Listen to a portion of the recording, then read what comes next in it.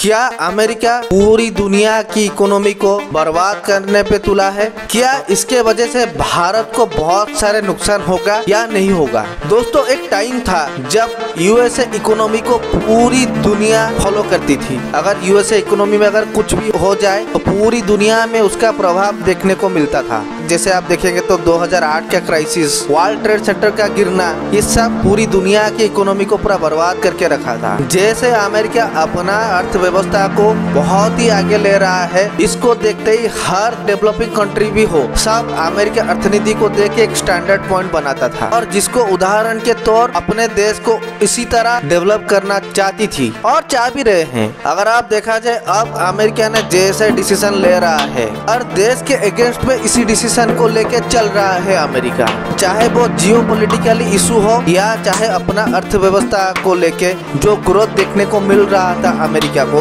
वो ग्रोथ अभी नहीं देखने को मिल रहा है। ये सबको देख के जैसे लगता था अमेरिका पूरी दुनिया को इन्फ्लुएंस करने वाला देश, अभी ना कि खाली दुनिया में अपना इन्फ्लुएंस खत्म हो रहा है, अपना अर्थव्यवस्था को भी अपने हाथ से वो निकलते हुए देख भी रहा है अमेरिका। तो दोस्तों, अगर बात किया जाए तो अमेरिका ने कुछ ऐसी गलती की है जिसके वजह से अभी पूरी दुनिया को भुगतना पड़ रहा है। पूरी दुनिया में जितना भी देश है, वो जो भी तेल खरीदते हैं, जो भी खनिज पदार्थ खरीदते हैं, उसका स्टैंडर्ड करेंसी अमेरिका का डॉलर होता है। अगर डॉलर में अगर कोई गिरावट आता है तो पूरी दुनिया को ये झेलना पड़ता है। तो दोस्तों, आज के वीडियो में हम बात करेंगे कैसे अमेरिका पूरी दुनिया की इकोनॉमी को बर्बाद करने पे तुला है। तो दोस्तों, वीडियो शुरू करने से पहले अगर आप इस चैनल में नया है तो सब्सक्राइब जरूर कीजिए। तो चलिए वीडियो को शुरू करते हैं। तो दोस्तों, अगर आप अभी का हालत देखेंगे तो यूएस डॉलर की वैल्यू थोड़ी गिरावट दिखने को मिल रहा है। एक्सपर्ट के माने अगर हम इंटरनेट में अगर देखेंगे तो 1933 से लेकर आज तक अमेरिका के परचेसिंग पावर बहुत कम हो गया है। अगर आप आंकड़े देखना पसंद करेंगे तो आंकड़े के हिसाब से यूएसए का डोमेस्टिक परचेसिंग पावर 92% गिरा है, जो कि बहुत ही बड़ा रकम है। उसका मतलब ये भी नहीं है कि अमेरिका के डॉलर अगर गिर जा रहा है तो पूरी दुनिया में किसी का देश भी डॉलर से भी ज्यादा उनका करेंसी का वैल्यू बढ़ रहा है। और ये भी हम नहीं कह सकते हैं कि फ्यूचर में डॉलर को डोमिनेट करने वाला कोई देश का करेंसी भी आगे आ सकता है, क्योंकि अगर आप देखा जाए कि यूएसए डॉलर जैसा गिर रहा है, बाकी देश का करेंसी भी बहुत नीचे गिरावट दिखने को मिल रहा है। ये सबका प्रभाव पूरी दुनिया की देश को अर्थनीति के ऊपर देखने को मिल रहा है। हर वो कोई चीज का प्राइस बढ़ रहा है, जैसे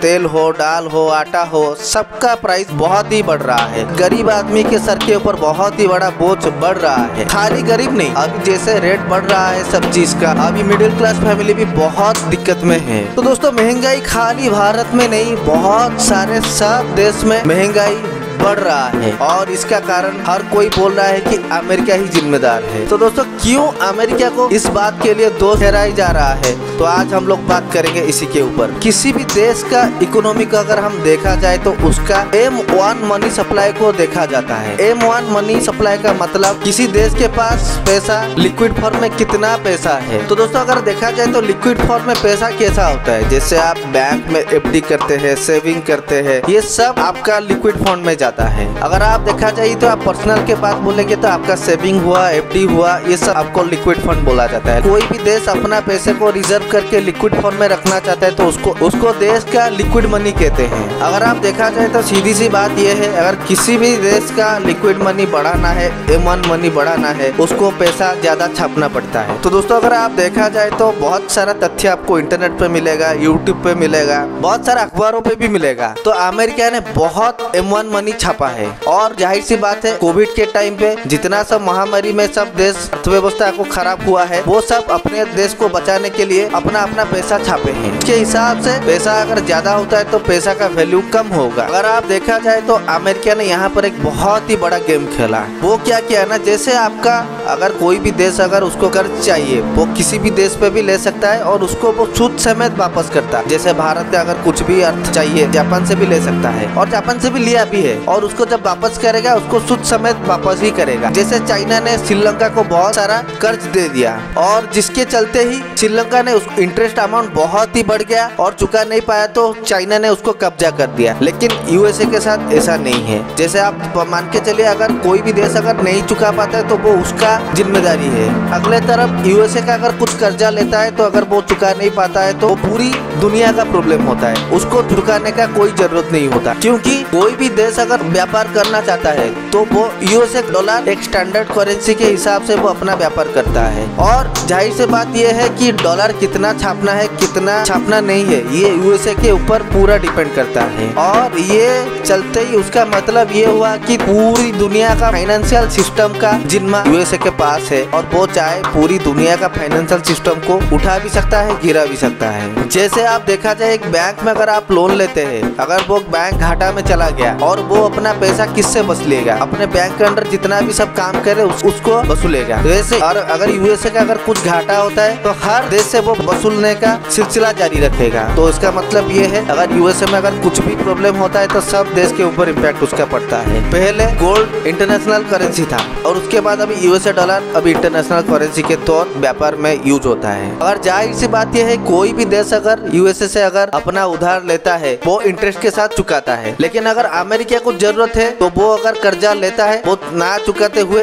वो यूएसए डॉलर प्रिंट कर देता है, तो उसको वो रीफाइनेंस करके वो अपना कर्जा चुका ही देता है। अगर आप देखा जाए तो पैसा तो बढ़ गया लेकिन पैसा का वैल्यू कम हो गया और जिसका बोझ हर वो देश के ऊपर पड़ता है। आप देखा जाए तो रीफाइनेंस का मतलब क्या है? पुराना डेट को नए डेट से आपको क्लियर करना है। जैसे आप मान के चले मैं आपसे 5 रुपया उधार लिया हूँ और उसको चुकाने के लिए मैं आपको 5 रुपया देना पड़ेगा, लेकिन मैं क्या करूंगा ना आपसे 10 रुपया लेके आपका 5 रुपया देके फिर से 10 रुपया मेरा बढ़ गया और कुछ सालों के बाद 10 रुपया जब मुझे चुकाना है तो आपसे फिर से 20 रुपया लेके 10 रुपया चुका के वैसे ही आपका कर्जा बढ़ते बढ़ते बढ़ते बढ़ जाएगा और ये सब कर्जा हम सारे देश को ही चुकाना पड़ता है। आपका राय क्या है? क्या यूएसए पूरी दुनिया की अर्थव्यवस्था को बर्बाद कर रहा है या नहीं? तो आप अपना राय इसी कमेंट बॉक्स में जरूर शेयर कीजिए। अगर आप इस चैनल में नया है तो सब्सक्राइब जरूर कीजिए, बेल आइकन को जरूर दबाइए ताकि कुछ ऐसा नया नया वीडियो आ सके तो पहले नोटिफिकेशन आपको मिलता रहेगा। तो आज के लिए वीडियो इतना ही, देर तक देखने के लिए धन्यवाद।